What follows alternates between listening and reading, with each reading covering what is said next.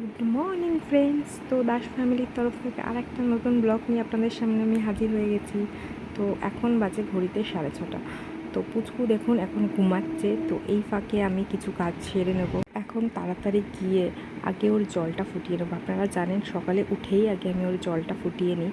তো আমি দেখুন এখানে জলটা বোতলে ফোটানোর জল এবং ওর খাওয়ার জল দুটোই ফুটিয়ে দিয়েছি।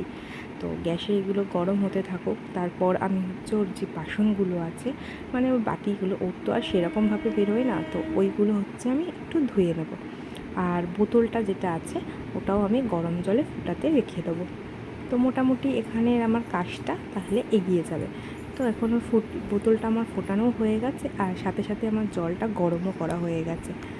সকাল সকাল উঠে কারা কারা সবার এই জল গরম করতে বসেন, তো আমাকে একটু কমেন্টে জানাবেন।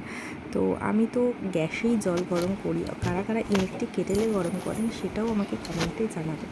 তো জল গরম হয়ে গেছে, এবার হচ্ছে আমি ফ্লাক্সে জলটা ভালো করে ছেঁকে নিচ্ছি যথারীতি। জলটা একটু থিতিয়ে গেলে আমি হচ্ছে ফ্লাক্সে জলটা ঢেলে নিই।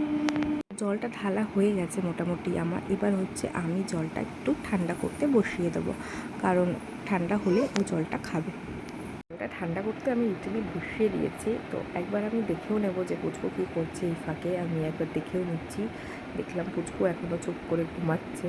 তো তাড়াতাড়ি করে আমি ঝটপট করে কাজগুলো শেষ করে নিই, নাহলে উঠে পড়লে আমাকে আর কিছু করতেই দেবে না, আমার কাছে আসার জন্য কাঁদবে।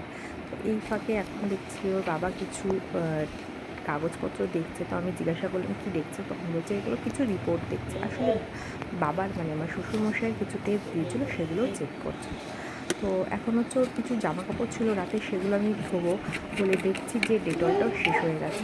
তো আমি ওর জামা কাপড়গুলো ভালো করে ধোয়া হয়ে গেলে তখন একটু ডেটল দিয়ে ধুয়ে দিই, কারণ ছোটো থেকেই আমি ডেটল দিয়ে জামা কাপড়গুলো ধুতাম। তো এখনও আমি সেই পদ্ধতিটা ইউজ করি। তো বড় একটা ডেটল আমার বাড়িতে রাখা থাকে, ছোটো আমি একটা বোতলে অল্প অল্প যেইটুকুনি লাগে ঢেলে নিই। তো এখানে দুটো জলই ওর কমপ্লিট হয়ে গেছে। এবার আমি এগুলো ভরে রেখেছি। তো এখানে একটা শাড়ি অনেক দিন ধরে আমার কাছে ছিল, যেটাতে আমি পুজো দিতে গেছিলাম বলে একটু সিঁদুর লেগেছিল। তো ভেবেছিলাম ওটা দোকানে আমি ওয়াশ করতে দেবো, কিন্তু দেখলাম অল্প একটুখানি লেগেছে। তো ওটার জন্য আমি আর দোকানে দিলাম না। আজকে ভাবলাম ঠিক আছে, ওটা যখন অনেক দিন ধরে রয়েছে আমি একটু ধুয়েই ফেলি নিচে থেকে।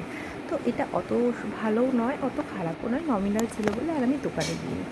তো এখানে দেখুন কুচকুচ স্নানের জলটা আমি বোতলে ভরে নিয়েছি, ওইখানে একটু গরম করতে দেবো। আমি রোদের জলেই ওকে স্নান করাই। তো এখানে ওকে বালতিটার মধ্যে কিছু জল, অল্প পরিমাণ জল নিয়ে আমি শাড়িটা একটু ধুয়েও নিলাম। আর তার ফাঁকে হচ্ছে এবার কুচকুচ যে রাতের জামা প্যান্টগুলো ছিল সেগুলো আমি বালতিতে দিয়ে ওয়াশ করে নেবো, ভালো করে ধুয়ে নেবো। তো সব মোটামুটি কমপ্লিট হয়ে গেছে। এখানে কিছু ওর জামা কাপড় শুকিয়ে গেছে, সেগুলো হচ্ছে আমি ভাঁজ করে রেখে দেবো। তো এগুলো কমপ্লিট হয়ে গেলে আমি ওর জন্য স্নান করে ওর জন্য খাবার রেডি করতে। তো বন্ধুরা, আজকের মতন ব্লগটা এখানেই শেষ করছি। পরবর্তী ব্লগটা দেখতে আমার চ্যানেলটা একটু সাবস্ক্রাইব, লাইক, কমেন্ট, শেয়ার করে দিন। আমি অবশ্যই আপনাদেরকে নতুন নতুন ব্লগ আপনাদের সামনে নিয়ে হাজির আসবো। Good bye.